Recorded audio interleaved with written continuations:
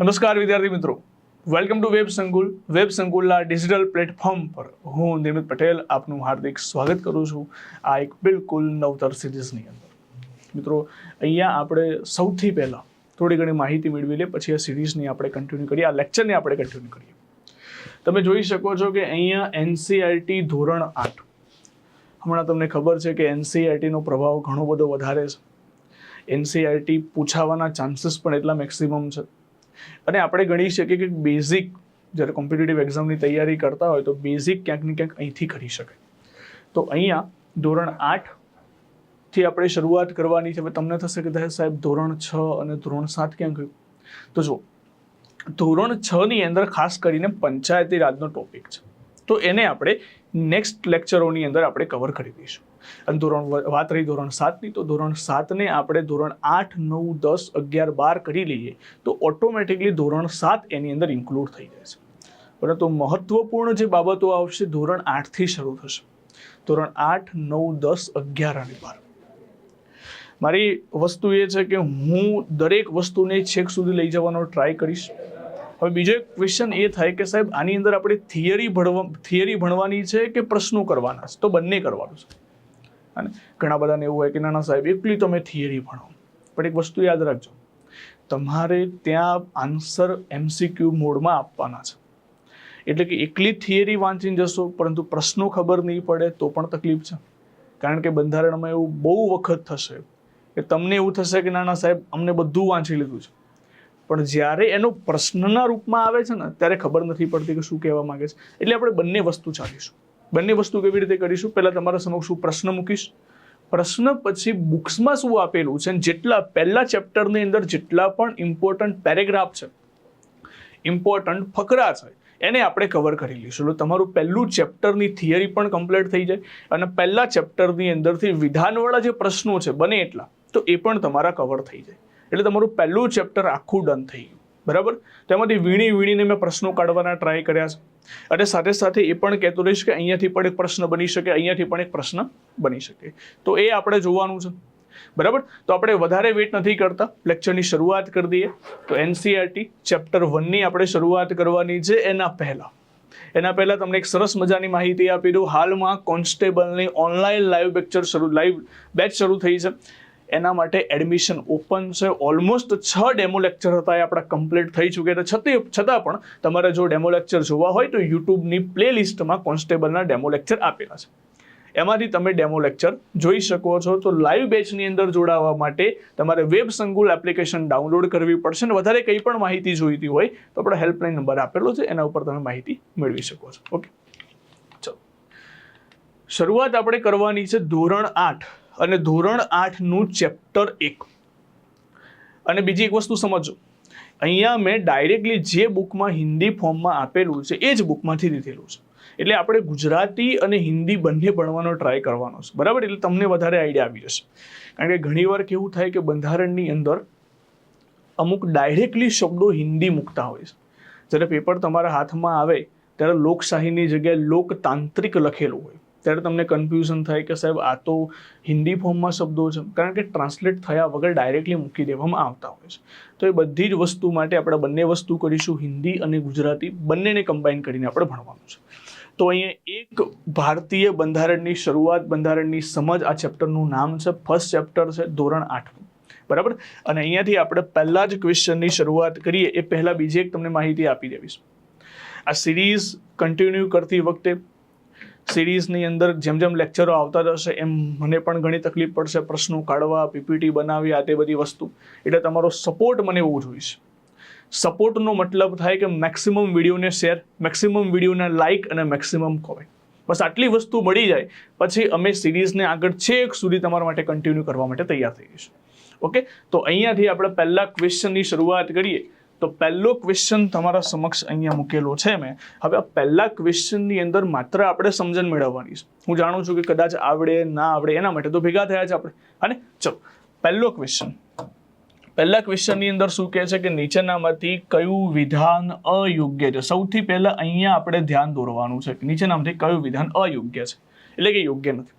અહીંયા વાંચો કે જે દેશો પાસે બંધારણ છે તે દેશ જ લોકતાંત્રિક દેશો છે. હવે એક બંધારણમાં તમને પહેલેથી એક વસ્તુ કહી દઉં કે જ્યારે જ્યારે બંધારણમાં ફક્ત તમામ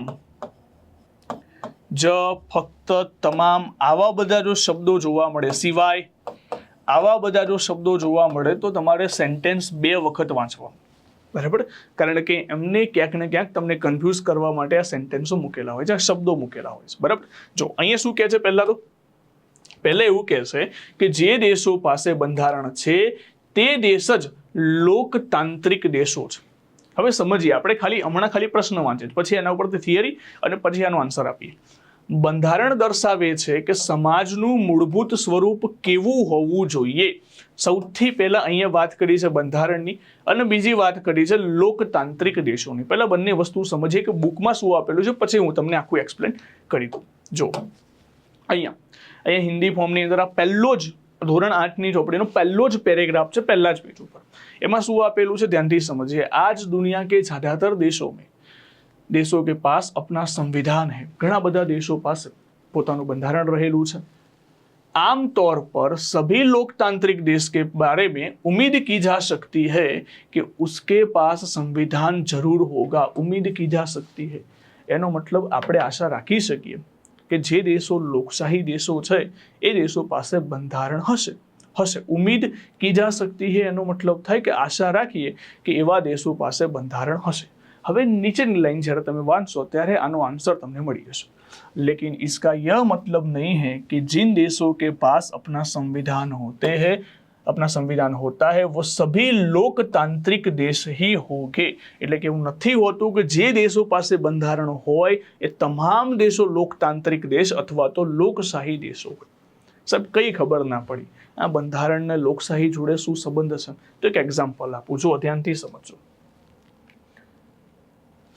જેમ કે અહીંયા 2 વસ્તુની વાત કરેલી છે. અહીંયા એક વાત કરી છે લોકશાહી અથવા તો લોકતાંત્રિક અને બીજી વાત કરી છે બંધારણની. હવે જો બંધારણની આપણે વાત કરીએ તો બંધારણ તો શું છે? તો બંધારણ એક લેખિત દસ્તાવેજ છે, એ તો બધા જાણીએ છીએ આપણે. તો બંધારણ 2 કેટેગરીમાં હોય, કાં તો પછી લેખિતમાં હોય અથવા તો અલેખિતમાં હોય. બંધારણ 2 ફોર્મની અંદર હોય, કાં તો લેખિતમાં લખાયેલો હોય કાં તો અલેખિત હોય.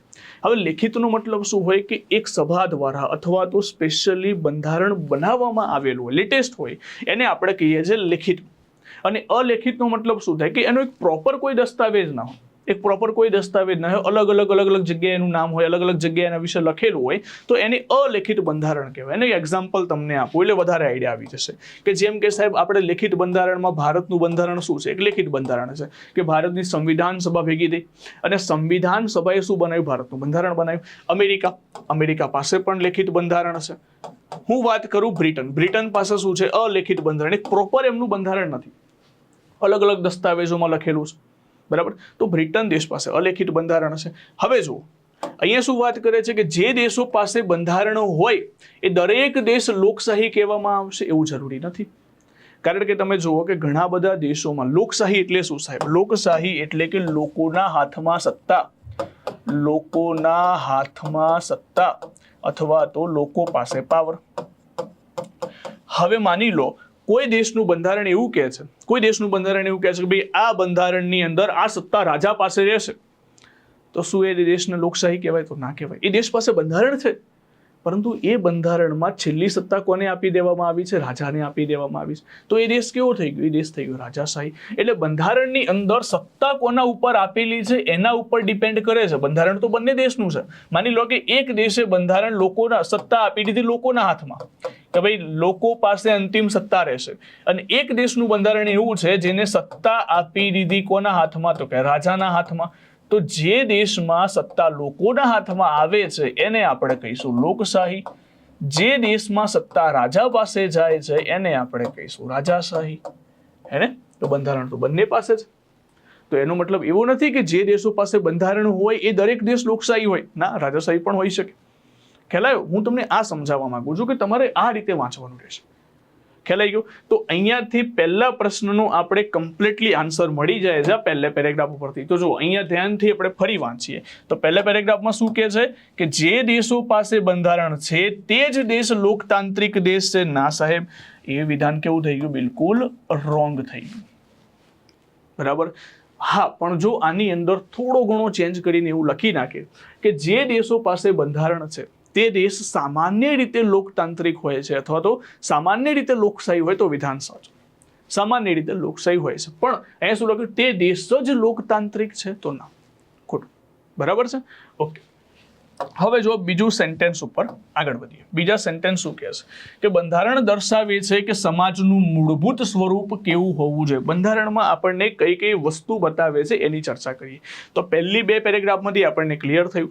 હવે આગળના લાઈન ઉપર આગળ વધીએ કે જો संविधान कई उद्देश्यों की पूर्ति करता है. पहला, यह दस्तावेज उन आदर्शों को सूत्रबद्ध करता है जिसके आधार पर नागरिक अपने देश को अपनी इच्छा और सपनों के अनुसार रच सकता है.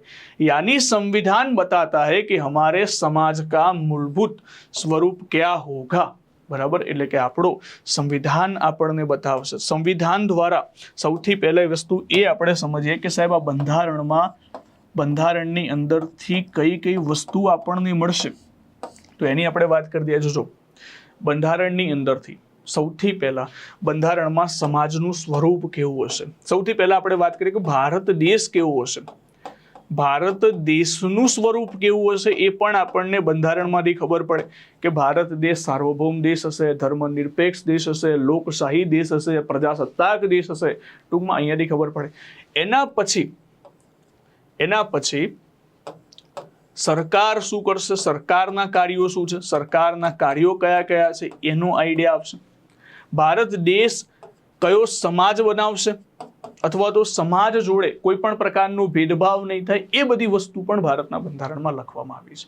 એટલે ટૂંકમાં ભારત દેશનું સ્વરૂપ સાથે સાથે સરકારના કાર્યો હોય અથવા તો ભારત દેશ કેવો બનશે એના ઉદ્દેશ્ય શું છે, આ બધી જ વસ્તુ એમાં લખેલી હોય તો બંધારણની અંદર લખવામાં આવેલી છે. તો બીજા સેન્ટેન્સ ઉપરથી આપણને ક્લિયર થાય, અહીંયા લખેલું છે કે નાગરિક પોતાના સપના અને ઈચ્છા મુજબ બંધારણ બનાવી શકતા. એટલે કે નાગરિકોના સપના અને ઈચ્છા મુજબ. તમે એક વસ્તુ ધ્યાનમાં રાખો કે જ્યારે અંગ્રેજોનું શાસન હતું ત્યારે ભારતના નાગરિકો પાસે અથવા તો ભારતના જે રાષ્ટ્રવાદી લોકો છે એમની પાસે ઘણા બધા સપના હતા, પરંતુ અંગ્રેજોના શાસનકાળ વખતે પૂરું જ નહોતું થઈ શક્યું. બરાબર. અંગ્રેજો જ્યારે પણ આપણે કોઈ માંગણી નહીં લઈ જઈએ તો અંગ્રેજો અસ્વીકાર કરી દેતા હતા. પણ જ્યારે ભારત દેશ આઝાદ થયો, પોતાના બંધારણ બનાવવાની શરૂઆત કરી, ત્યારે નક્કી કરી દીધું કે ના, આપણે જેટલી પણ વસ્તુ જે અંગ્રેજોના શાસનકાળની અંદર માગતા હતા એ દરેક વસ્તુ આપણે ભારતના બંધારણમાં ઉમેરીશું. એટલે કે જે આપણા એ વખતના જે સપના હતા એ સપનાને બંધારણમાં હવે સાકાર કરીશું.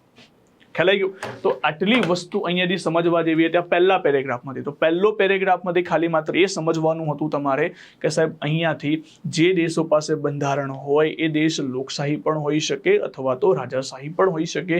અને બીજી વસ્તુ, ભારત દેશના બંધારણમાં કયા કયા વસ્તુની વાત કરી છે, તો ભારત દેશના બંધારણની અંદર મૂળભૂત સ્વરૂપ કેવું હોવું જોઈએ, આપણો સમાજ કેવો હોવો જોઈએ, આપણો દેશ કેવો હોવો જોઈએ એની ચર્ચા કરેલી છે. બરાબર છે? ઓકે. હવે જોઈ લો બીજું જે સેન્ટેન્સ, બીજો જે પેરેગ્રાફ છે એની અંદરથી એવું હોય તો તમારા જોડે જો બુક્સ હોય તો અહીંયા હું જે પોઈન્ટ કહું એને ખાલી તમારે હાઇલાઇટ કરી દેવાના છે. જો બુક્સ ના હોય તો વાંધો નથી, બુક્સ ન હોય તો ખાલી વાંધો નથી, અથવા તો મેં જે જણાવ્યું એ તમારે હાઇલાઇટ કરવાના છે. કે જેમ કે અહીંયાથી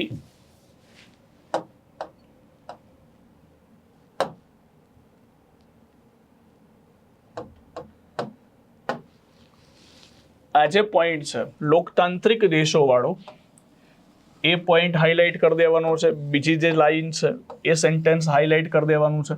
બરાબર. તો પહેલા પેરેગ્રાફમાંથી શું વાંચવાનું એની હું વાત કરી દઉં છું. એટલે બધું નથી વાંચવાનું, આખી એનસીઈઆરટી છે, હવે આખી એનસીઈઆરટી નથી કરવાની. આપણે જેટલું કામનું છે, જેટલું ઇમ્પોર્ટન્ટ છે એટલું જ કરીશું. બરાબર. ઓકે. અને બીજું વસ્તુ અહીંયા જે આપણે પ્રશ્નો બનાવ્યા જેના ઉપરથી, અને કંઈ નહીં તમે ખાલી માત્ર એટલી વસ્તુ ધ્યાનમાં રાખો કે પ્રશ્નો જે બન્યા છે એ પણ તમારું કવર થઈ જાય તો એ પણ ઇમ્પોર્ટન્ટ થઈ જશે.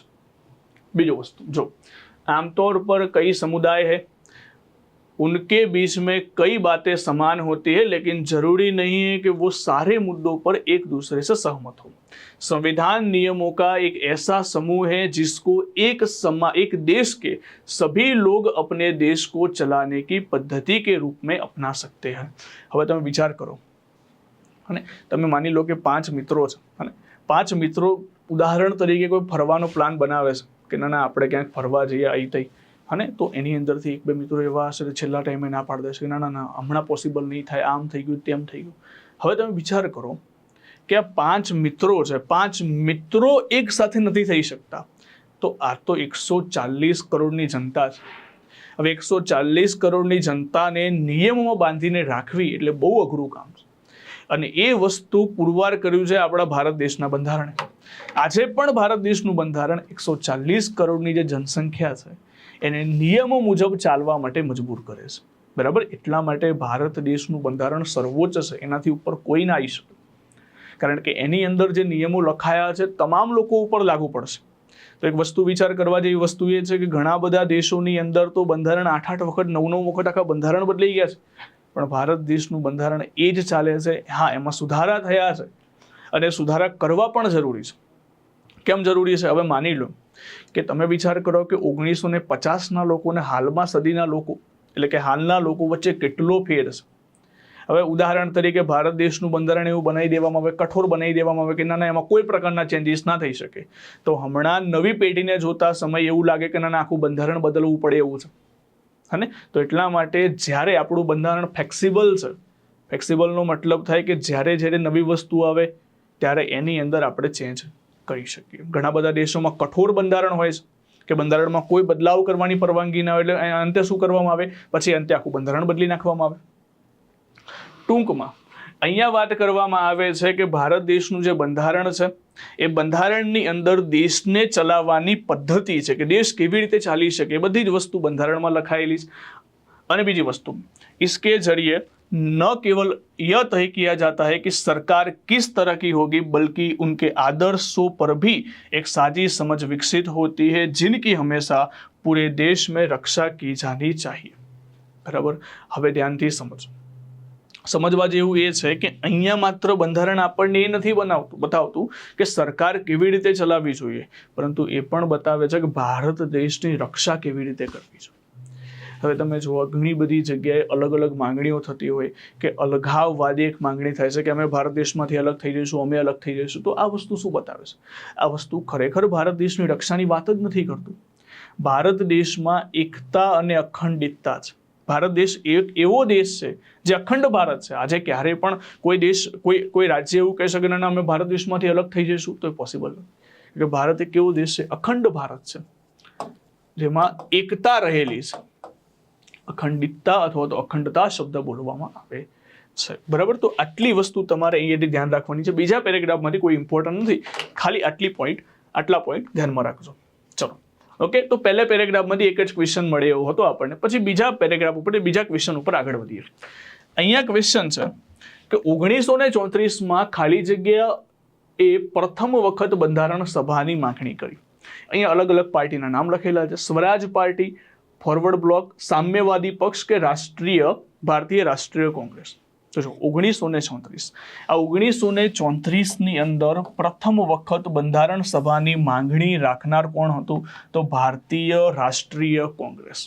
ક્યાં લખેલું સાહેબ? બુકમાં, એનસીઈઆરટી બુકની અંદર બીજા પેજમાં આ સાઈડ પર કોર્નર પર લખેલું છે, ધ્યાનથી સમજો। અહીંયા શું લખેલું છે અહીંયા આપણે ફરીથી રીડિંગ કરીએ તો 1934 में भारतीय राष्ट्रीय कांग्रेस ने संविधान सभा के गठन की मांग को पहली बार अपनी अधिकृत नीति में शामिल किया, बराबर। संविधान सभा એટલે કે બંધારણ સભાની માંગણીને અધિકૃત કરી નાખી કે ના અમારે સંવિધાન સભા બનાવી છે અથવા તો બંધારણ સભા બનાવી છે। તો આ એક ફેક્ચ્યુઅલ પ્રશ્ન છે, તમને પૂછાઈ જાય એવો ક્વેશ્ચન છે, એટલે અહીંયાથી અમુક વખતના ફેક્ટ વાળા પણ પ્રશ્નો હશે અને અમુક વખતે વિધાન વાળા પણ પ્રશ્નો બનતા હશે। તો આની અંદરથી માત્ર આટલું વસ્તુ તમારે યાદ રાખવાની છે। અને જો નીચે એક વાર વાંચી લઈએ તો શું લખેલું છે? केवल भारतीयों को लेकर बनने वाले एक स्वतंत्र संविधान सभा की यह मांग दूसरे विश्व युद्ध के दौरान और तेज हो गई। अंततः दिसंबर 1946 में संविधान सभा को गठन किया गया। बराबर, એ પણ આગળ એક પ્રશ્ન આવશે કે 1946 માં આપણી બંધારણ સભાનું ગઠન થયું। પહેલી બેઠક મળી હતી 9 ડિસેમ્બર 1946। ધીમે ધીમે આપણે આગળ વધતા જઈશું, બાકી સંવિધાન સભા પણ ભણવાની છે, સંસદ પણ ભણવાનું છે, પણ પહેલા ચેપ્ટરની અંદર માત્ર બંધારણની સમજણ આપેલી કે કઈ કઈ વસ્તુ છે। તો આની અંદરથી આપણે બને એટલા સુધી જ્યાં સુધી ફેક્ચ્યુઅલ પ્રશ્નો મળી જાય એટલો ટ્રાય કરીશું, બરાબર। અને જે વિધાનવાળા ક્વેશ્ચન છે એનો તો સાવ ઇઝી ક્વેશ્ચન હતો। હવે તમને કોઈ પાર્ટીનું નામ પૂછે કે 1934માં કોને માન્યતા આપી, તો યાદ રાખી લેવાનું કઈ પાર્ટી છે, ભારતીય રાષ્ટ્રીય કોંગ્રેસે આની માંગણી કરેલી હતી, બરાબર। હવે કોઈ વ્યક્તિનું નામ પૂછાઈ જાય તો યાદ રાખવાનું છે M.N. રોય, માનવેન્દ્રનાથ રોય, 1934માં એમને પણ બંધારણ સભાની માંગણી કરેલી હતી। તો પાર્ટીનું નામ પૂછે તો કોંગ્રેસ, અને કોઈ વ્યક્તિનું નામ પૂછે તો શું આવશે, M.N. રોય, માનવેન્દ્રનાથ રોય। ઓકે, ચલો એના પછીથી ત્રીજા ક્વેશ્ચન તરફ આગળ વધીએ કે ભારતીય બંધારણનો મુસદ્દો અથવા તો પ્રારૂપ કહી શકાય। ઘણી બધી વાર મુસદ્દો પણ લખે અથવા તો પ્રારૂપ પણ કહી શકાય। ખાલી જગ્યા દ્વારા ઘડવામાં આવ્યો હતો। તો બંધારણની અંદર બંધારણનો મુસદ્દો અથવા તો પ્રારૂપ ગણો કે બંધારણ આપણે કયા કયા લેવલનું હોવું જોઈએ, શું હોવું જોઈએ, એ બધી જ વસ્તુ ટૂંકમાં બંધારણનો ઉદ્દેશ્ય તમે ગણી નાખો। એ કોના દ્વારા ઘડવામાં આવ્યો, કોંગ્રેસ, બંધારણ સભા, ન્યાયિક સભા કે હિન્દુ મહાસભા? સાવ ઇઝી પ્રશ્ન છે આની અંદર। આમાં પણ રાઈટ આન્સર શું આવશે, આમાં રાઈટ આન્સર આવશે બંધારણ સભા દ્વારા પ્રારૂપ અથવા તો મુસદ્દો ઘડવામાં આવેલો હતો। હવે ધ્યાનથી સમજીએ અહીંયા ડિસેમ્બર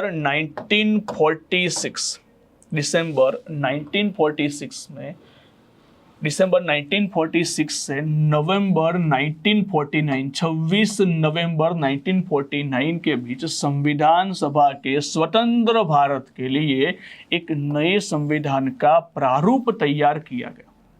150 साल की अंग्रेजी हुकूमत के बाद भारतीयों को आखिरकार अपनी नियमित और भविष्य तय करने का मौका मिला।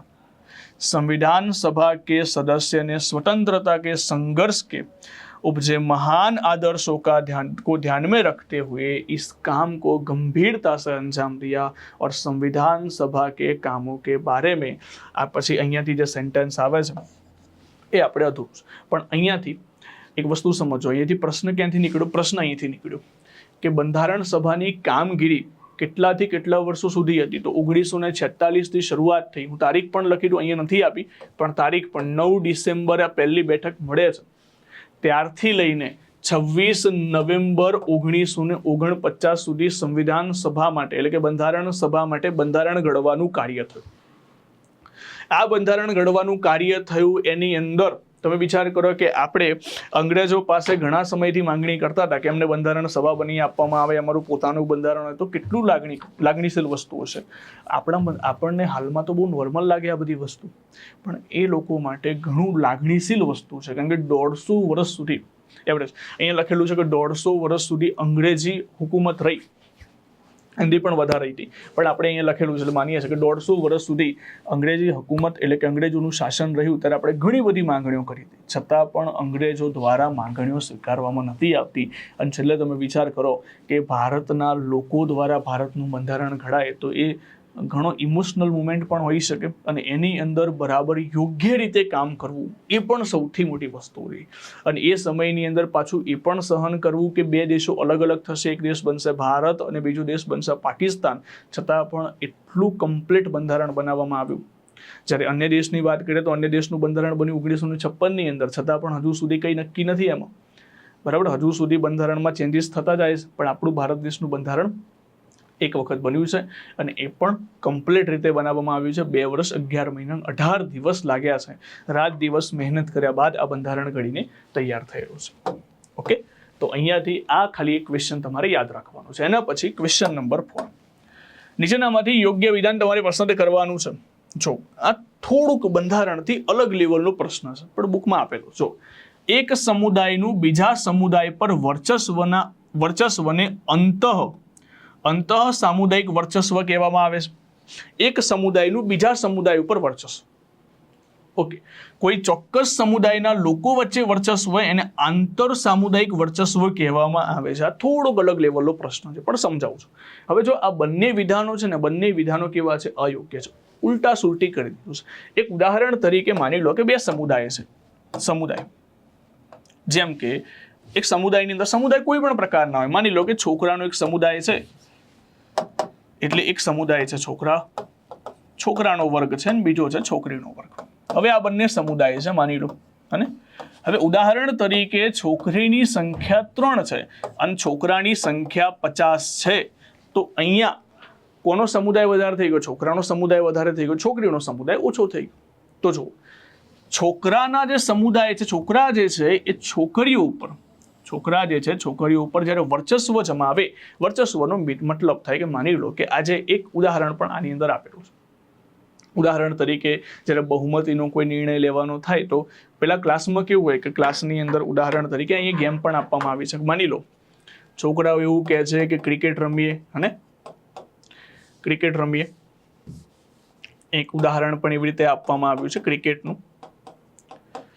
અને અહીંયા ઉદાહરણ આપવામાં આવ્યું છે બેડમિન્ટન, જે પણ હોય બેડમિન્ટન, બરાબર. હવે શું, તો અહીંયા કોનું વર્ચસ્વ વધારે કહેવાશે? છોકરાઓ કહેશે કે ના આપણે ક્રિકેટ રમીએ, તો છોકરીઓ માનવામાં નહીં આવે, અને બેડમિન્ટનની જગ્યાએ શું રમાડવામાં આવશે? ક્રિકેટ જ રમાડવામાં આવશે. તો જ્યારે પણ આવું થાય કે બે સમુદાય હોય અને એક સમુદાયનું વર્ચસ્વ બીજા સમુદાય ઉપર લાગુ પડે, તો એને શું કહીશું? એને આપણે કહીશું આંતર સામુદાયિક વર્ચસ્વ. એને શું કહીશું? એને આપણે કહીશું કે આંતર સામુદાયિક વર્ચસ્વ. આંતર સામુદાયિક વર્ચસ્વ.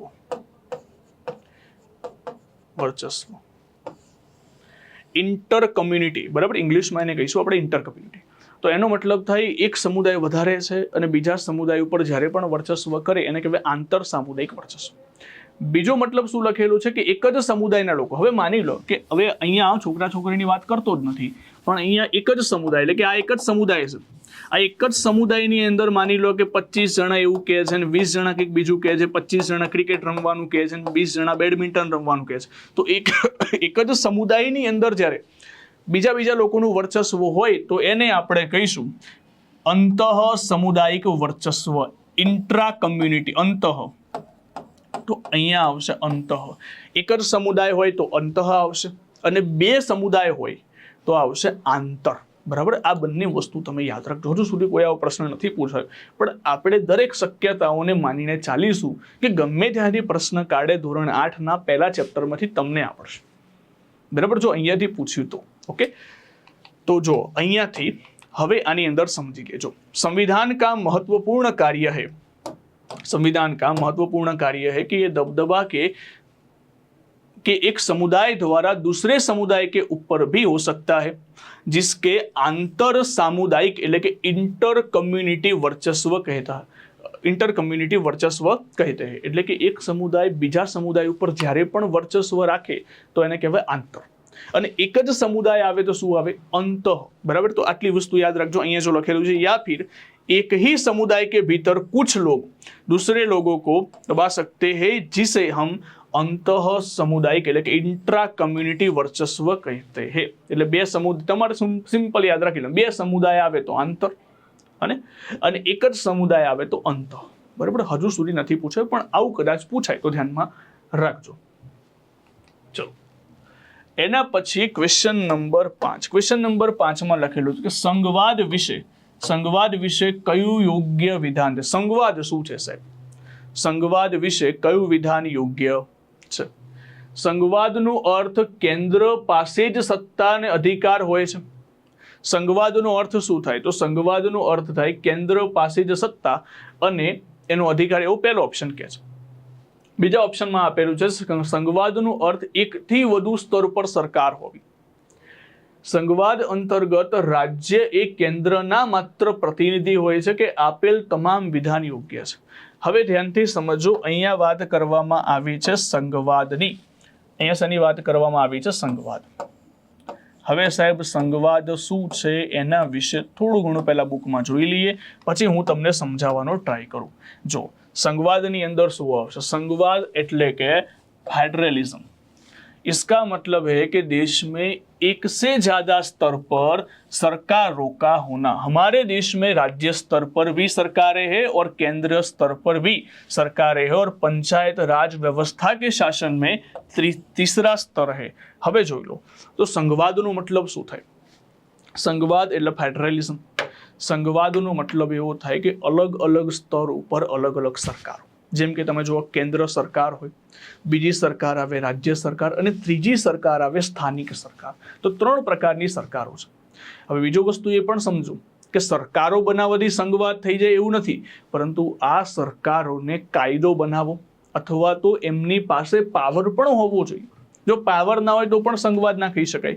એટલા માટે યાદ રાખજો કે આ ત્રણેય સરકાર છે, આ ત્રણેય સરકારો પર કાયદો અથવા તો પોતાની પાસે એક સત્તા હોવી જોઈએ, તો આપણે દેશને શું કહીશું? સંઘવાદ તરીકે ઓળખાવીશું। બહુ સિમ્પલ વસ્તુ છે સંઘવાદ એટલે કે જેટલે સ્તર ઉપર દરેક લોકોને શાસન આપવામાં આવે તો એને આપણે સંઘવાદ કહી શકીએ। અને સંઘવાદમાં એમને શું આપવામાં આવે? સત્તા આપવામાં આવે। એક બીજું એક્ઝામ્પલ આપું, વધારે આઈડિયા ના આવે તો જો આપણે વેબ સંકુલ ઉપર જ એક્ઝામ્પલ આપું કે વેબ સંકુલ એકેડમીની અંદર ઘણી બધી બ્રાન્ચ છે। અને હવે માની લો કે તમે અમદાવાદની અંદર ભણો છો, સુરતમાં ભણો છો, કોઈ પણ જગ્યાએ ભણો છો। હવે દરેક એકેડમીને દરેક બ્રાન્ચને પોતાની પાવર આપી દેવામાં આવી। તમને કોઈ પણ પ્રોબ્લેમ થયો, કોઈ પણ ઇસ્યુ થયો, તમે એ બ્રાન્ચ દ્વારા સોલ્વ કરવામાં આવે તો એને કહેવાય સંઘવાદ। પણ માની લો કે હું તમને એવું કહું ના ભાઈ જેટલી પણ જગ્યાએ જેટલી પણ બ્રાન્ચો છે, તમારે જેટલા પણ પ્રોબ્લેમ તમારે ગાંધીનગર આવીને મળવું પડશે તો એને સંઘવાદ ના કહેવાય। બરાબર, કારણ કે એક જ જગ્યાએ આ તો કહેવાય કેન્દ્રીયકરણ, સેન્ટ્રલાઇઝેશન, એક જ જગ્યાએથી સોલ્યુશન આવે છે। હવે સંઘવાદનું એક બીજું માળખું પણ તમે અહીંયા વિકેન્દ્રીકરણ પણ ગણી શકો। એક વિકેન્દ્રીકરણ પણ વસ્તુ છે, અને એક જ જગ્યાએ કેન્દ્રીયકરણ ના હોય, એક જ જગ્યાએ સેન્ટ્રલાઇઝેશન ના હોય, પણ દરેક જગ્યાએ અલગ અલગ પાવર આપવામાં આવે તો એને પણ વિકેન્દ્રીકરણ કહી શકીએ। ટૂંકમાં અહીંયાથી તમે સમજો કે સંઘવાદ એટલે ફેડરલિઝમ એટલે શું? કે અલગ અલગ સ્તર ઉપર અલગ અલગ સરકાર અને એમની પાસે યોગ્ય સત્તાઓ હોય તો એને સંઘવાદ તરીકે ઓળખવામાં આવશે। તમારે ખાલી આટલી જ સેન્ટેન્સ તમારે યાદ રાખવાનું છે। બરાબર, હવે એના ઉપરથી તમે આન્સર આપી શકો છો। તો જોજો અહીંયા શું પ્રશ્ન હતો, ક્વેશ્ચન હતો અહીંયા સંઘવાદ એટલે શું? તો સંઘવાદનો અર્થ કેન્દ્ર પાસે જ સત્તા હોય તો ના સાહેબ, સંઘવાદનો અર્થ એકથી વધુ સ્તર પર સરકાર હોવી। હવે ત્રીજું સેન્ટેન્સ શું કહે છે કે સંઘવાદ અંતર્ગત રાજ્ય કેન્દ્રના માત્ર પ્રતિનિધિ છે, ના માત્ર પ્રતિનિધિ નથી। તો અહીંયા જો અહીંયા પણ એ સેન્ટેન્સ વિશે લખેલું છે। જો અહીંયા શું લખેલું છે? અહીંયા લખેલું છે कि संघवाद के अंतर्गत राज्य केवल केंद्रीय सरकार के प्रतिनिधि नहीं होते, उन्हें भी संविधान से अपनी ताकत और अधिकार मिलते हैं। बराबर, एकला मात्र प्रतिनिधि नहीं होता, परंतु एनी पासे सत्ता अने पावर होय तो पछी संघवाद गणवामां आवशे। प्रतिनिधिनो मतलब शुं थाय के मात्र प्रतिनिधि होय एनो मतलब थाय केंद्र जे कहेशे करवुं पड़शे।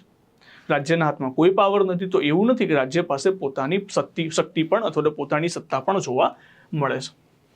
चलो एना पछी नेक्स्ट क्वेश्चन नंबर 6।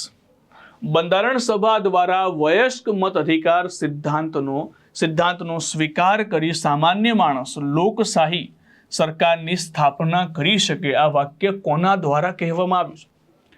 હવે સમજો સાહેબ, આની અંદર આઈડિયા ના આવ્યો કે વયસ્ક મત અધિકારનો મતલબ શું થાય? કે ઉંમર આધારે મત અધિકાર, ઉંમર આધારિતનો મતલબ થાય કે જે વ્યક્તિની ઉંમર, હાલની વાત કરું કે 18 વર્ષ કરતા વધારે હોય એ તમામ લોકો મત આપી શકે। એટલે ટૂંકમાં 18 વર્ષ કરતા જેની ઉંમર વધારે હોય એક લોકશાહીનો પાયો નાખી શકે, કારણ કે એમના દ્વારા સરકાર ચૂંટાશે ને એ સરકાર દેશ ચલાવશે।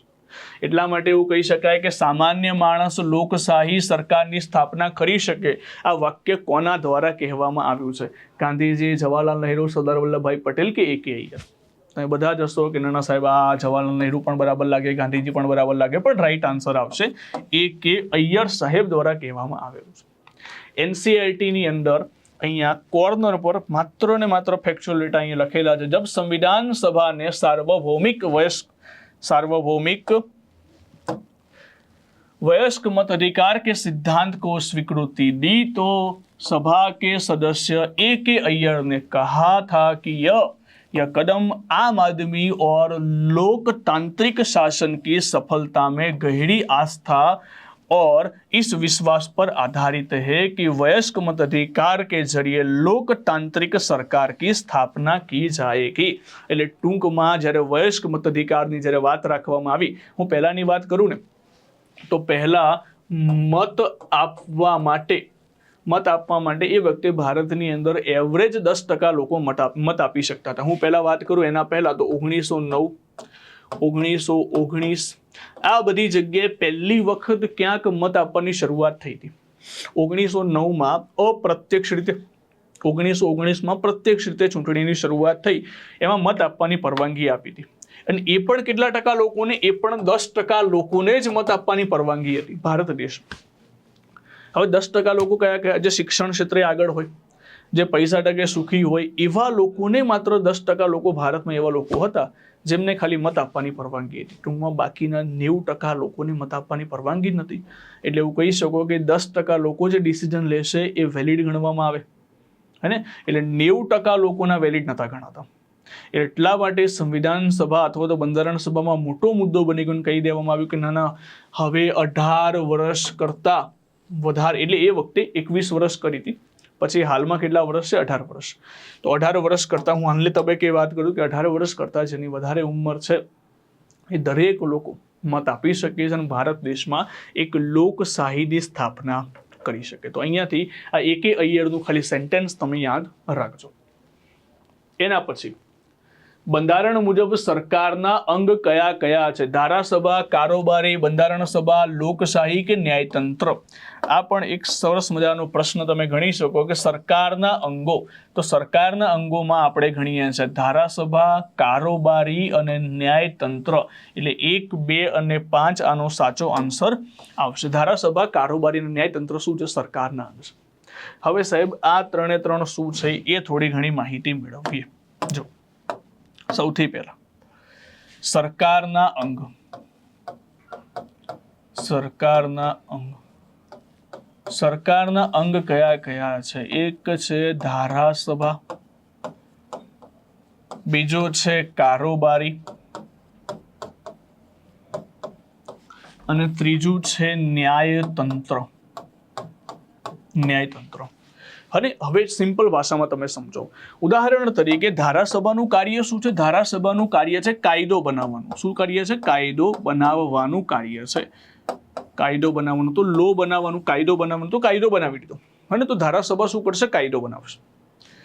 ઉદાહરણ તરીકે કાયદો ક્યાં બનશે કે સાહેબ? કાયદો બની શકે સંસદની અંદર, બની શકે વિધાન મંડળ બનાવી શકે, કોઈ પણ. તો કાયદો બનાવવામાં આવશે. ઉદાહરણ તરીકે એક એક્ઝામ્પલ લઈએ. માની લો કે કાયદો બનાવી દીધો, એ કાયદામાં કહી દેવામાં આવ્યું, એક એક્ઝામ્પલ લઈએ કે જેમ કે ડેપ્યુટી કલેક્ટર પાસે જમીનની સત્તા છે. ઉદાહરણ તરીકે જમીનની સત્તા છે, હે? તો જો આ કાયદો બનાવી દીધો, તો કોને બનાવી દીધો? ધારાસભાએ. હવે કારોબારી શું કરશે? કાયદાને અમલમાં લાવવાનું ટ્રાય કરશે. ડેપ્યુટી કલેક્ટર શું કરશે? ડેપ્યુટી કલેક્ટર કહેશે ભાઈ જમીનની બાબત આવશે, બધા મારે પાસે આવો, કારણ કે સત્તા કોની પાસે છે? મારી પાસે છે. તો આ શું થઈ ગયું? કારોબારીનો ભાગ થઈ ગયો. એટલે કે જે વ્યક્તિઓ કાયદાને અમલમાં લાવવાની કોશિશ કરે એ દરેક વ્યક્તિઓને આપણે શેમાં ગણીશું? કારોબારીમાં ગણીશું. કારોબારીનો અંગ છે. અને માની લો કે ડેપ્યુટી કલેક્ટર સિવાય બીજો કોઈ વ્યક્તિ કહે છે કે ના, હું હવે જમીનની સત્તા મારી પાસે લઈ લઈશ, અથવા તો જમીનની સત્તાનો ભંગ કરવાની કોશિશ કરી, અથવા તો કોઈ પણ બાબતની અંદર એને ભંગ કરવાની કોશિશ કરે છે, તો સજા આપવાનું કામ કોણ કરશે? ન્યાયતંત્ર કરશે. તો એક કાયદો બનાવશે, એક કાયદાનો અમલ કરાવશે, કાયદાનો ભંગ થાય તો સજા આપવાનું કામ કોણ કરશે? એ કરશે ન્યાયતંત્ર. આ સરકારના 3 અંગો છે, જે 3 અંગો કાયદા સાથે જોડાયેલા છે. હવે જો 3 અંગો જો ભારત દેશમાં વ્યવસ્થિત ચાલે, અને જો વ્યવસ્થિત ચાલે તો દેશની અંદર બંધારણ સર્વોચ્ચ ગણી જાય. જો કે બંધારણ સર્વોચ્ચ છે, પણ ઘણી બધી વાર એવું બનતું હોય છે કે કાયદા બનાવવામાં આવે પરંતુ અમલ કરવામાં કંઈક કચાશ રહી જાય, અથવા તો ન્યાયતંત્રની અંદર સજામાં વિલંબ પણ થઈ જતો હોય છે. પણ સીધી વસ્તુ છે કે ભારત દેશની આટલી બધી જનતા છે, પણ ટૂંકમાં તો સરકારના 3 અંગો દેશ માટે એટલા ઇમ્પોર્ટન્ટ છે કે 3 અંગોની અંદરથી આપણું બંધારણની સર્વોચ્ચતા વધારેમાં વધારે જળવાઈ રહેવી છે. તો આટલી વસ્તુ તમારે યાદ રાખવાની. હવે સાહેબ આ વસ્તુ પણ બુકમાં છે, બિલકુલ છે. જો અહીંયા લખેલું છે शक्तियों का बंटवारा संविधान के अनुसार सरकार के 3 अंग है, विधायिका है, विधायिका એટલે ધારાસભા, कार्यपालिका એટલે कारोबारी और न्यायपालिका એટલે કે न्यायतंत्र। विधायिका में हमारे निर्वाचित प्रतिनिधि होते हैं। તમે વિચાર કરો કે સંસદ અને વિધાનમંડળમાં શું હોય કે ત્યાં લોકો દ્વારા ચૂંટાયેલા હોય કે પ્રત્યક્ષ કે પરોક્ષ રીતે ત્યાં प्रतिनिधि बेचता હોય। साथे साथे कार्यपालिका में ऐसे लोगों का समूह होता है जो कानूनों को लागू करने और शासन चलाने का काम देखते हैं। और न्यायालयों में इस व्यवस्था की जाती है कि न्यायपालिका कहा जाता है जिसके बारे में न्याय વ્યવસ્થાને જાળવી રાખવાનું જે કામ કરે એને આપણે શું કહીશું? ન્યાયપાલિકા કહીશું। ટૂંકમાં સરકારના 3 અંગો છે, 3 કાર્યો છે। કાયદો બનાવશે, કાયદાનો અમલ કરાવશે અને કાયદાને અમલ થાય તો સજા આપવાનું કાર્ય કરશે। તો આને એવું પણ કહી શકાય કે શક્તિ કા બટવારા એટલે શક્તિનું વિભાજન પણ કહી શકાય। એટલે જો તમને પ્રશ્ન પૂછાય કે સરકારના 3 અંગો, જો અહીંથી કેવો પ્રશ્ન પૂછી શકે, સરકારના 3 અંગો એ શક્તિનું વિભાજનનું એક ઉદાહરણ છે, તો વિધાન સાચું થાય કે ખોટું? બિલકુલ સાચું થાય। તો થોડા ઘણા પ્રશ્નો આવા ટ્વિસ્ટ કરીને પણ પૂછી શકે। શક્તિનું વિભાજન એટલે શું? એવું નથી કે એક જ વ્યક્તિ પાસે કાયદો બનાવવાનો પાવર છે, એક જ વ્યક્તિ કાયદો અમલ પણ કરાવશે અને જ વ્યક્તિ કાયદો અમલ થાય તો ભંગ કરવાની કોશિશ કરશે, ના। તો પછી શક્તિનું અને કેન્દ્રીયકરણ કહેવાય। આપણે શું કરવાનું? શક્તિનું વિભાજન કરવાનું છે અને એટલા માટે ચલો એના પછી નેક્સ્ટ ક્વેશ્ચન નંબર 8 મૂળભૂત અધિકાર વિશે કયું વિધાન અયોગ્ય છે? અયોગ્ય છે મૂળભૂત અધિકારની ચર્ચા પણ માત્ર ને માત્ર બેઝિક ચર્ચાઓ કરેલી છે કે મૂળભૂત અધિકાર રાજ્યની સત્તાઓ સામે નિરંકુશ પ્રયોગ સામે રક્ષણ આપે છે। મૂળભૂત અધિકાર હાલમાં 6 સ્વરૂપે ઉપલબ્ધ છે। ઓકે, અહીંયા મૂળભૂત અધિકાર ફંડામેન્ટલ રાઇટની વાત કરેલી છે। તો અહીંયા જો મૂળભૂત અધિકાર રાજ્યની સત્તાઓ સામે નિરંકુશ પ્રયોગ સામે રક્ષણ આપે, બિલકુલ રાઈટ છે। મૂળભૂત અધિકાર હાલમાં 6 સ્વરૂપમાં ઉપલબ્ધ છે, તો બંને સાચા છે। તો અહીંયા શું પૂછેલું છે? કયું વિધાન અયોગ્ય છે? એટલા માટે આન્સર શું આવશે? ડી। કારણ કે બંને વિધાન કેવા છે? યોગ્ય। એક પણ વિધાન અયોગ્ય નથી। હવે ધ્યાનથી સમજો અહીંયા કે સાહેબ આની અંદર અમને ખબર ના પડી કે રાજ્ય સામે કેવી રીતે રક્ષણ આપે છે। ઉદાહરણ તરીકે તમે વિચાર કરો કે અંગ્રેજોના સમયની હું વાત કરું, એક વસ્તુને ઇન્સિડન્સ લઉં। અંગ્રેજોના સમયની અંદર અંગ્રેજોનું શાસન હતું ત્યારે આપણને ઘણા બધા મૂળભૂત અધિકાર શું કંઈ આપતા જ નહોતા, મૂળભૂત અધિકારના નામે કશું મળતું નહોતું અને અંગ્રેજોનું પોતાનું શાસન હતું। તો માની લો કે બંધારણ સભાએ વિચાર કર્યો કે ઉદાહરણ તરીકે ભારત દેશમાં પણ જો એક સમયમાં એવું શાસન આવી જાય કે રાજ્ય અથવા તો દેશ કોઈ નાગરિકોને કઈ વસ્તુ ના આપે, એમના ઉપર દમન ગુજારે અંગ્રેજોની જેમ, તો શું કરવું? તો એના માટે એક કામ કરીએ, એના માટે આપણે મૂળભૂત અધિકાર બનાવી દઈએ અને મૂળભૂત અધિકારને લેખિતમાં લખી દઈએ કે આ વસ્તુ તો તમારે નાગરિકોને આપવી જ પડશે, એના સિવાય તમારી પાસે કોઈ રસ્તો નથી। તો એને આપણે કહીશું મૂળભૂત અધિકાર, જે શું કરે છે? રાજ્યની સત્તા ઉપર, રાજ્ય એટલે દેશની સત્તા ઉપર મૂળભૂત અધિકારમાં જ્યારે રાજ્ય બોલાય એનો મતલબ થાય આખી સરકારની વાત કરવામાં આવે છે કે સરકાર તમારા ઉપર દમન ગુજારે અને ત્યારે મૂળભૂત અધિકાર તો તમારા એટલા મૂળભૂત અધિકાર તો તમારી પાસે રહેશે। જો અહીંયા જોઈ લો, અહીંયા मौलिक अधिकार वाला, અહીંયા ધ્યાન રાખજો, मौलिक अधिकार वाला खंड भारत संविधान के अंतर आत्मा भी એટલે કે अंतर आत्मा भी कहलाता है, બરાબર? એટલે કે અંતરાત્મા પણ કહી શકીએ આપણે। હવે મૂળભૂત અધિકારનો જે ભાગ છે એને औपनिवेशिक शासन में राष्ट्रवादी के दिमाग में राज्य के प्रति संदेह का भाव पैदा कर दिया था। इसलिए એટલે કે બીજા જે અંગ્રેજોનું જે શાસન હતું ત્યારે જે રાષ્ટ્રવાદી જે નેતાઓ હતા, જે રાષ્ટ્ર માટે જે કામ કરતા, જે સ્વતંત્ર સંગ્રામીઓ હતા, એમના માઇન્ડની અંદર તો સીધી વસ્તુ હતી કે રાજ્ય ઉપર સંદેહ થઈ ગયો હતો કે ભાઈ જેવી રીતે અંગ્રેજો આ રીતે શાસન કરી ગયા, અંગ્રેજોએ કોઈને મૂળભૂત અધિકાર ના આપ્યા તો આગળ જતા તો સરકાર એવી આવશે, સરકાર કોઈને મૂળભૂત અધિકાર નહીં આપે તો પછી અંગ્રેજોમાં આપણા દેશમાં હવેની જે સરકાર જેમાં ફરક શું રહેશે? तो इतला माटे इसलिए राष्ट्रवादी चाहते थे कि स्वतंत्र भारत में राज्य की सत्ता का दुरुपयोग से बचने के लिए लिखित अधिकार होना चाहिए। एक लिखित में अधिकार हशे जेना कारणे आपणे सत्तानो दुरुपयोग थता रोकी शकीशुं। लिहाजा मौलिक अधिकार अथवा मूलभूत अधिकार देश के सभी नागरिकों के राज्य के प्रति सत्ता के मनमाने और निरंकुश इस्तेमाल से बचाता है। बराबर। जेम के एग्जाम्पल तमने आपू, उदाहरण तरीके दरेक लोकोने वाणी अभिव्यक्तिनी स्वतंत्रता छे अने वाणी अभिव्यक्तिनी स्वतंत्रता छे। હવે માની લો કે હાલની સરકાર હોય કે કોઈ આગળની સરકાર હોય, એ કોઈ પણ ખોટું કામ કરી રહ્યા તો મીડિયાવાળા પહોંચી જશે, મીડિયાવાળા કહે છે કે એમની વાણી અભિવ્યક્તિની સ્વતંત્રતા, બોલવાની સ્વતંત્રતા છે। હવે ઉદાહરણ તરીકે જો રાજ્યના હાથમાં પાવર આવી જાય તો ઉદાહરણ તરીકે મૂળભૂત અધિકાર હોય જ નહીં તો રાજ્ય શું કરશે? બોલવા જ નહીં દે। પરંતુ આપણું ભારત દેશનું સંવિધાન કહે છે કે વાણી અભિવ્યક્તિની સ્વતંત્રતા છે। હા, પણ એમાં ઘણી બધી મર્યાદાઓ પણ છે કે જ્યારે દેશની એકતા, અખંડિતતા, બદનક્ષી આવે ત્યારે તમને વાણી અભિવ્યક્તિ સ્વતંત્રતા નથી મળતી, એ અલગ વસ્તુ છે। પણ સામાન્ય કેસની અંદર સાચી વસ્તુને તમે રજૂ કરી શકો, આ તમારી વાણી અભિવ્યક્તિની સ્વતંત્રતા। એટલા માટે આ મૂળભૂત અધિકાર શું કરે છે? મૂળભૂત अधिकार राज्य की सत्ता के मनमाने और निरंकुश इस्तेमाल से बचाता है। जो सारी रीते सत्ता वापरे तो कोई इश्यू ज नहीं आवतो, पण ज्यारे पण પોતાની રીતે સત્તાનો દુરુપયોગ કરવા લાગે ત્યારે ભારતીયોને પોતાના મૂળભૂત અધિકાર અપાયા છે। બરાબર। હવે મૂળભૂત અધિકારની અંદર કેટલા પ્રકારના મૂળભૂત, શરૂઆતમાં 7 પ્રકારના હતા, હાલમાં કેટલા પ્રકારના છે? હાલમાં 6 પ્રકારના મૂળભૂત અધિકાર જોવા મળે। સૌથી પહેલા સમાનતાનો અધિકાર। સમાનતાનો અધિકાર શું કહે છે? કાયદો દરેક લોકો માટે સમાન છે, અને કાયદો દરેક લોકો માટે સમાન છે। તો આની અંદર ખાસ કરીને આર્ટિકલ 14, 15, 16, 17, 18 ચાર આર્ટિકલ આવશે। જો આ બધા આર્ટિકલ આગળ જતા આપણે ભણવાના જ છે, અહીંયા તો બંધારણ ઉપર એક નજર નાખવાની છે, સમજ મેળવવાની છે, અને એટલે માત્ર અહીંયા વધારે ડિટેલ્સમાં આપણે વાત નહીં કરીએ, પણ અહીંયા આર્ટિકલ 14, 15, 16, 17, 18 સમાનતાની વાત કરી તો આમાં નકરી સમાનતા હશે। જેમ કે માની લો એક સમાનતાની આપણે એક ઉદાહરણ આપીએ કે મેદાન, હોટલ, દુકાન, બરાબર। અહીંયા કોઈ જાતિ, ધર્મ, લિંગ આધારિત ભેદભાવ નહીં થાય, અસ્પૃશ્યતા નાબૂદી, બરાબર। સાથે સાથે કોઈ પણ વ્યક્તિને જાહેર નોકરીમાં સમાનતા, દરેક લોકો સમાન છે, અપવાદો હોઈ શકે, પરંતુ અહીંયા સમાનતાની વાત કરવામાં આવી છે, દરેક લોકો એક સમાન છે। એના પછી આવશે સ્વતંત્રતા।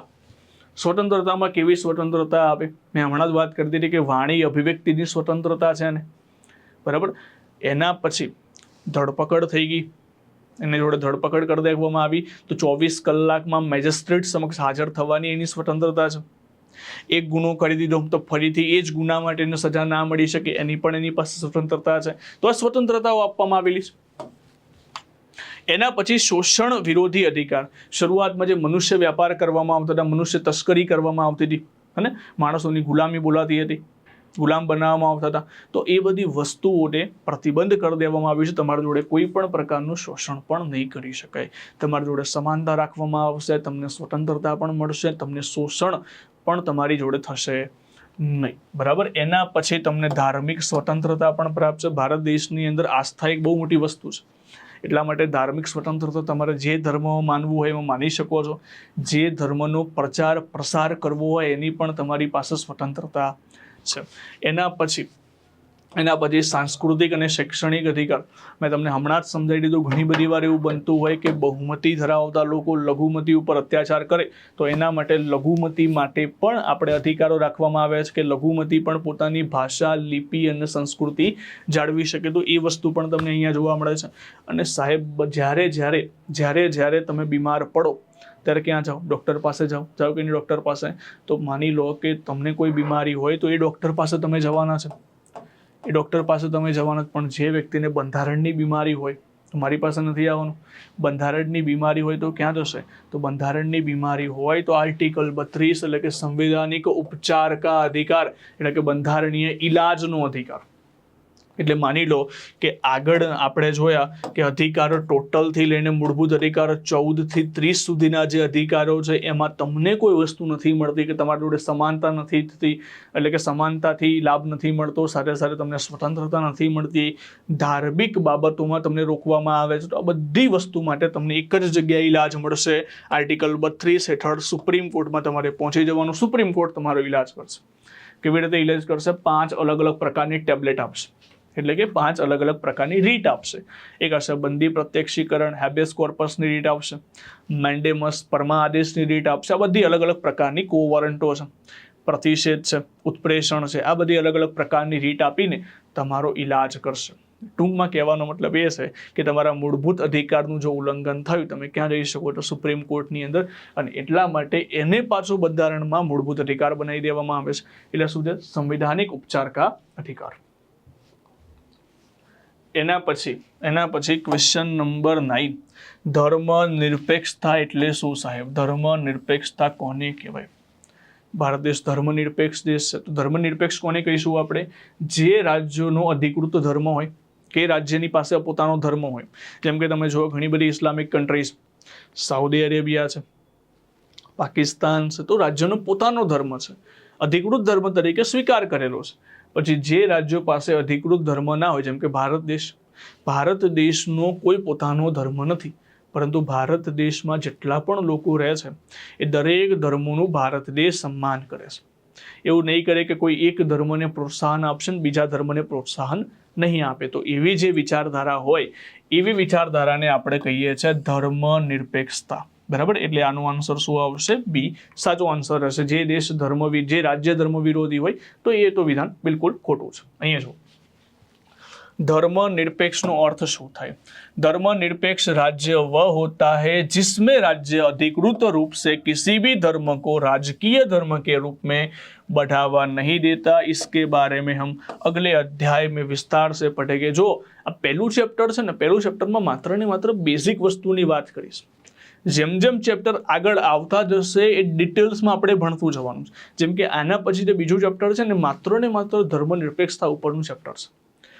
હા ને? એટલે પહેલા ચેપ્ટરની અંદર તો બધી અલગ અલગ ટર્મિનોલોજી આવશે, અલગ અલગ શબ્દોને સમજવા પડશે કે આ શબ્દ શું છે ને આ શબ્દનો મતલબ. જેમ કે સંવાદ આપણે સમજ્યા, ધર્મ નિરપેક્ષતા સમજ્યા, એક લોકશાહી સમજ્યા. બરાબર? તો એવી રીતે સમજતા જવાનું છે.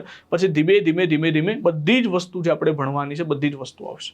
ઓકે, ચલો. એના પછી ક્વેશ્ચન નંબર 10. ક્વેશ્ચન નંબર 10માં બંધારણ સભાની અંતિમ બેઠક ક્યારે મળી? બંધારણ સભાની અંતિમ બેઠક ક્યારે મળી? 26 જાન્યુઆરી 1950, 26 નવેમ્બર 1949, 24 જાન્યુઆરી 1950 કે 26 નવેમ્બર 1950? હવે અહીંયા શું લાગે છે સાહેબ? અહીંયા એવું લાગે છે કે આની અંદર રાઈટ આન્સર આવશે 26 નવેમ્બર 1949. નહીં, રાઈટ આન્સર આવશે 24 જાન્યુઆરી 1950. બંધારણ સભાની અંતિમ બેઠક મળી. કેવી રીતે? તો અહીંયા ધ્યાનથી સમજજો. અહીંયા તમે જોશો કે અહીંયા સાઈડ પર પિક્ચર્સ આપેલું છે અને અહીંયા લખેલું છે, ઉપરોક્ત તસવીરોं में 24 जनवरी 1950 को संविधान सभा के विभिन्न सदस्यों ने अपनी आखिरी बैठक में संविधान की एक प्रति पर हस्ताक्षर कर दिया. बराबर? એટલે કે સહી કરી. બરાબર?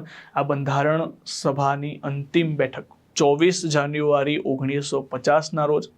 અને એમાં ઘણા ખરા લોકોએ સાઇડ કરી. અહીંયા યાદ રાખજો, અહીંયાથી બીજા ક્વેશ્ચનો કેવા રીતે નીકળી શકે. સંવિધાન સભા કે અધ્યક્ષ ડોક્ટર રાજેન્દ્ર પ્રસાદ. અહીંથી પ્રશ્ન નીકળ્યા કે બંધારણ સભાના અધ્યક્ષ કોણ હતા? તો ડોક્ટર રાજેન્દ્ર પ્રસાદ.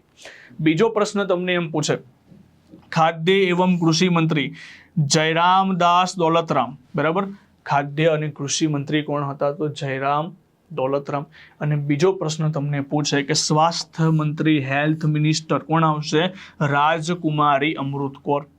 વિત્ત મંત્રી નાણાં મંત્રી કોણ હતા? તો જોન મથાઈ.